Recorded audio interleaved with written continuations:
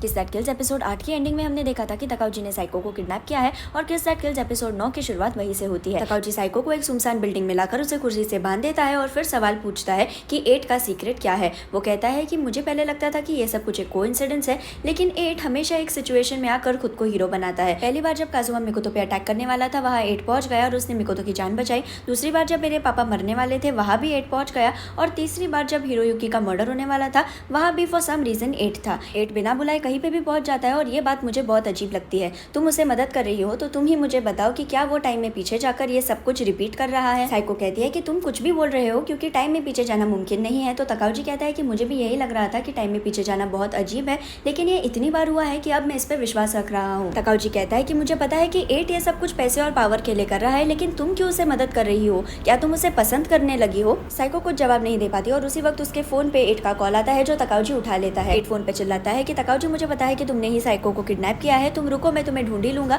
और तकाउजी phone cut कर देता है। तकाउजी कहता है कि 8 को कैसे पता कि मैंने ही तुम्हें किडनैप किया? शायद गरीब होने की वजह से उसका इंट्यूशन पावर अच्छा है। बाद में तकाउजी फिर से साइको से टाइम में पीछे जाने वाली बात करते हुए कहता है कि मुझे लगता है कि टाइम में पीछे जाने के लिए 2 लोगों की जरूरत होती है, क्योंकि अगर तुम अकेले वो कर सकती तो अब तक तुम टाइम में पीछे चली भी गई होती। साइको कहती है कि तुम्हें ये सब कुछ करने की क्या जरूरत है? तो तकाउजी कहता है कि मैं ये सब कुछ मिकोतो और उसकी खुशी के लिए कर रहा हूँ, क्योंकि मुझे पता है कि 8 उसे सच में पसंद नहीं करता। उसी वक्त तकाउजी को फोन आता है अपने चाचा को ऑफिस में आने के लिए, तो वो साइको को वही छोड़कर ऑफिस चला जाता है। तकाउजी ऑफिस पहुंचता है और 8 भी वही होता है क्योंकि उसे मिकोतो ने आने दिया होता है। तो 8 तकाउजी को पूछता है कि साइको कहाँ है। तकाउजी कहता है कि मुझे नहीं पता तुम किस बारे में बात कर रहे हो। तो 8 कहता है कि ओके, अगर ऐसी ही बात है तो मैं तुम्हारी पुलिस कंप्लेंट करता हूँ। तो तकाउजी कहता है कि नहीं, अगर तुम्हें साइको जिंदा चाहिए तो तुम पहले मेरी डिमांड सुनो और फिर तुम करो तुम्हें क्या करना है। मुझे तुम साइको का सीक्रेट बताओ और फिर मैं साइको को जाने दूंगा। तो 8 कहता है कि साइको का कोई सीक्रेट नहीं है, तुम पागल हो। उनकी बातें यही खत्म होती है जब चाचा तकाउजी से बात करने आते हैं और 8 वहां से चला जाता है। बाद में मिकोतो और 8 मिलते हैं और मिकोतो 8 को कहती है कि तुम आजकल मेरी बातों की तरफ ध्यान ही नहीं दे रहे, क्या तुम मुझसे कुछ छुपा रहे हो? तो 8 कहता है कि सॉरी, मुझसे गलती हो गई, तुम्हें क्या चाहिए मुझे बताओ, मैं तुम्हारी विश पूरी करूंगा। मिकोतो कहती है कि मैं तुम्हारे साथ कहीं वेकेशन पे जाना चाहती हूँ, तो क्यों ना हम इस सैटरडे को एक छोटी सी ट्रिप पे जाए। 8 के दिमाग में चल रहा होता है कि उसे साइको को सैटरडे या उससे पहले ही किस करना होगा ताकि वो टाइम में पीछे जा सके, और इसलिए वो मिकोतो को कहता है कि ठीक है, सैटरडे को मुझे काम है लेकिन मैं तुम्हारे लिए एडजस्ट कर लूंगा। और ये सारी बातें तकाउजी बाहर से सुन लेता है। सैटरडे का दिन आ जाता है और मिकोतो अपनी ट्रिप पे जा ही रही होती है जब उसकी मम्मी कहती है कि क्या तुम मोतारो पे सच में विश्वास रख सकती हो, मुझे उसके बारे में कुछ पता चला है। यहाँ तकाउजी साइको को बताता है कि 8 तुम्हें बचाने नहीं आएगा क्योंकि वो मिकोतो के साथ ट्रिप पे गया है, उसने तुम्हें ऐसे ही छोड़ दिया, उसने तुम्हें यूज करके फेंक दिया। साइको कुछ नहीं कहती तो तकाउजी कहता है कि मुझे पता चला कि तुम टाइम में पीछे सिर्फ 1 हफ्ते तक जा सकती हो, उससे ज्यादा नहीं। अगर आज तुम्हें 8 बचाने नहीं आया तो तुम क्या करोगी? साइको तकाउजी को कहती है कि मुझे इन बातों से फर्क नहीं पड़ता, क्योंकि अगर 8 खुश है तो मैं खुश हूँ, उसकी खुशी ही मेरे लिए सबसे ज्यादा इंपॉर्टेंट है और तुम मेरी फीलिंग समझ सकते हो क्योंकि तुम भी मिकोतो को खुशी देखना चाहते हो। तकाउजी कहता है कि मैंने मिकोतो को हमेशा खुश रखने की कोशिश की है, लेकिन वो अब 8 के साथ है जो उससे सच में प्यार नहीं करता और तुम्हें भी पता है कि वो उसे कभी खुश नहीं रख पाएगा।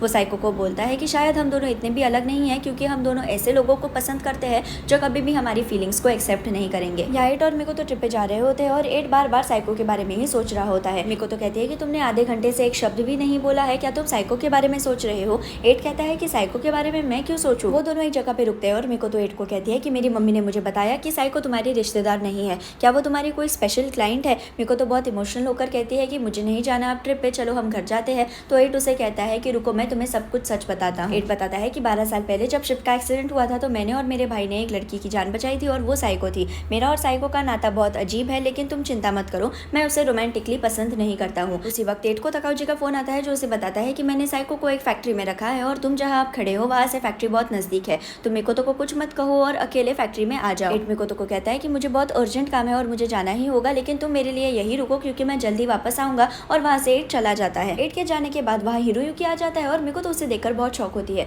वो उससे पूछते है कि तुम यहाँ क्या कर रहे हो? तो हिरोयुकी बताता है कि मुझे 8 ने बोला था तुमसे मिलने को। यहाँ 8 फैक्ट्री में पहुंच जाता है और तकाउजी साइको के गले पे चाकू रखकर 8 को पूछता है कि मुझे साइको का सीक्रेट बताओ, मुझे पता है कि तुम साइको की मदद से ही टाइम में पीछे जा सकते हो और अगर मैंने उसे मार डाला तो तुम कुछ नहीं कर पाओगे। 8 पूछता है कि तुम ये सब कुछ क्यों कर रहे हो? तो तकाउजी कहता है कि ये सारी तुम्हारी गलती है, ये सब कुछ तुम्हारे वजह से हो रहा है, तुम टाइम में पीछे जाकर मेरा सीक्रेट मिकोतो को बताने की कोशिश कर रहे हो इसलिए।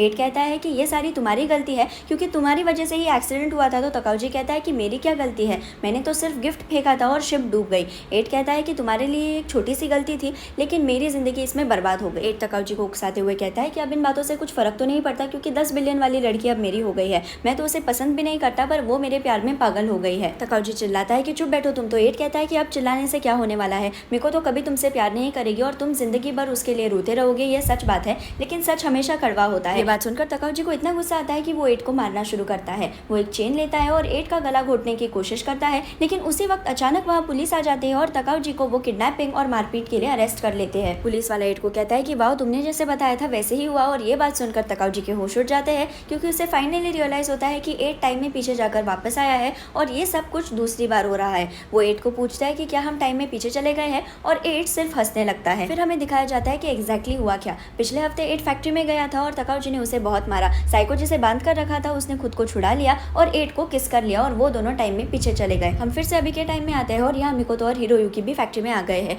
हिरोयुकी तकाउजी को बोलता है कि मैंने मिकोतो को सब सच बता दिया है कि कैसे 12 साल पहले शिप का एक्सीडेंट तुम्हारी वजह से हुआ और कैसे तुमने और होते ने मिलकर मेरा मर्डर करने की कोशिश की। तकाउजी रोने लगता है और कहता है कि ये सब कुछ मैंने मिकोतो के लिए किया। और मिकोतो कहती है कि तकाउजी, मैंने तुम पे हमेशा विश्वास किया, लेकिन आज तुमने मेरा ट्रस्ट तोड़ दिया। चले जाओ यहाँ से, मैं तुम्हारा चेहरा भी नहीं देखना चाहती। तकाउजी उसे बहुत समझाने की कोशिश करता है, लेकिन पुलिस उसे वहां से लेके जाते हैं। कुछ दिन बाद नामी की कंपनी में बहुत तमाशा हो रहा होता है, क्योंकि कंपनी के लोगों को लगता है कि तकाउजी को अरेस्ट होने की वजह से उनकी कंपनी का रेपुटेशन खराब होगा और उनकी कंपनी लॉस में चली जाएगी। मिकोतो की मम्मी सबसे माफी मांगती है, लेकिन सब लोग उस पर ही चिल्लाते हैं कि तुम्हारी वजह से कंपनी बंद हो जाएगी। चाचा बीच में आके सबको समझाने की कोशिश करते हैं कि तकाउजी ने कुछ भी कर लिया तो भी हमें कुछ फर्क नहीं पड़ेगा, क्योंकि तकाउजी ने कुछ दिनों पहले ही नामी के परिवार से खुद का नाम निकाल लिया है। चाचा कहते हैं कि हम पूरा तकाउजी का मैटर संभाल सकते हैं अगर हमने मिकोतो की शादी की अनाउंसमेंट की। तो कंपनी के लोग पूछते हैं कि कौन है मिकोतो का होने वाला पति। एट को बाहर बुलाया जाता है और वो खुद को कंपनी के लोगों के सामने इंट्रोड्यूस करते हुए कहता है कि मैं आपको वादा करता हूँ कि कंपनी को कुछ नहीं होगा। और ये सब सुन के कंपनी के लोग शांत हो जाते हैं। ये सब होने के बाद एट अपने घर जाता है और साइको को बताता है कि तुम्हारी वजह से 2 महीनों में मैंने 10 बिलियन वाली लड़की को पटा लिया।